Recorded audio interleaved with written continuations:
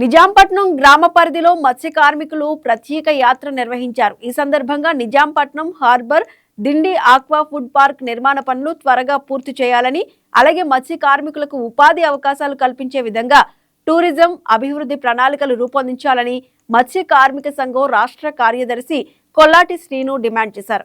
ఈ యాత్రలో గోకర్ణ మఠం, Nizampatnam harbour, fishermen colony, lines colony, Dindi beach road, నక్షత్ర నగర్ మరియు కొత్తపాలెం గ్రామాలను పర్యటిస్తూ అనేక మత్స్య కార్మికుల సమస్యలను పరిశీలించారు.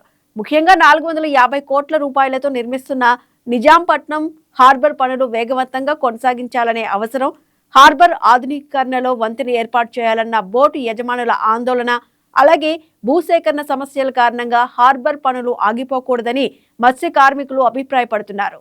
శాశ్వత పట్టాలు ఇవ్వాలి, మత్స్యకారుల నివాసం ఉంటున్న ప్రజలకు శాశ్వత పట్టాలు ఇవ్వాలి, తీరంపై పూర్తి హక్కు మత్స్యకారులకి ఇవ్వాలి, తీరంపై మత్స్యకారులకి పూర్తి హక్కు కల్పించాలి. ప్రభుత్వ అధికారుల నిర్లక్ష్య వైఖరి వర్ధిల్లాలి, మత్స్యకారుల ఐక్యత.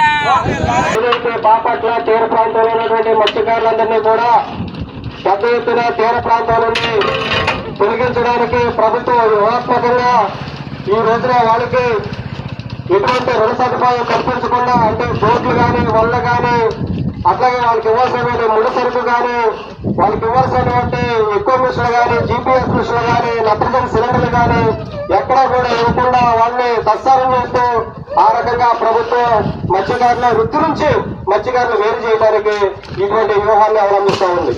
ఈ రోజు రాష్ట్రంలో 500 కోట్ల రూపాయలు బడ్జెట్ పెడితే ఒక్క పైసా కూడా మత్స్యకారులు కేటాయించకుండా ఎవరైతే వాళ్ళకి అన్యాయులు ఉన్నారో వాళ్ళ పార్క్ వర్గంలో పనిచేస్తున్నటువంటి కొంతమంది పెద్దలకి, ధనవంతులకి ఆ రకంగా 100 కోట్ల రూపాయలు ఇచ్చి ఫిషింగ్ ప్రాసెసింగ్ ఫ్యాక్టరీలు, అంటే మత్స్యకారులు తీసుకొచ్చినటువంటి సంపద దానికి అనుబంధమైన సంస్థలు ఏర్పాటు చేసుకోవడానికి పెద్ద ఎత్తున నిధులను కూడా కేటాయించి ఆ రకంగా మత్స్యకారుల జీవితాలను దుర్వినియోగం చేసే పరిస్థితులను మనం చూస్తా ఉన్నాం.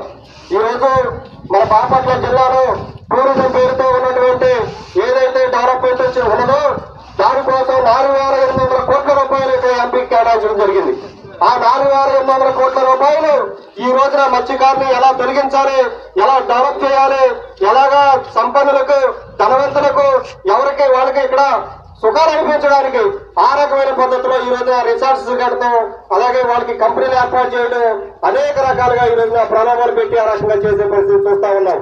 ఈ రోజున వాడరేవ్ అనే ప్రాంతంలో అక్కడ ఎల్లాకారంలో ఉన్నటువంటి సీమోత్ని తొలగించడానికి బొర్లా వెంకటరావుకి దొంగ పట్టా ఇచ్చి ఆ రకంగా అతన్ని ఈ పట్టా ఇచ్చాం కాబట్టి ఆ పట్టానికి అతను హక్కు ఉంది కాబట్టి అక్కడ సీమోత్ని తీసేయాలని చెప్పేసి ఈ రోజు స్ట్రైట్ గా ఏర్పాటు చేయడం జరిగింది. ఆ విషయం కూడా మీ అందరికీ కూడా తెలుసు. వాళ్ళు సంవత్సరం బట్టి ఈ రోజున ఈ పోరాటంలో ఉన్నారు. ఏదైతే ఈ బ్యాన్ పీరియడ్ 15వ తారీఖు తర్వాత పెద్ద ఎత్తున బాపట్ల కలెక్టరేట్ ని ముట్టడించడానికి ఈ రోజున సంసిద్ధంగా ఉన్నారు. వాళ్ళు కూడా ఈ ర్యాలీలోకి వచ్చారు.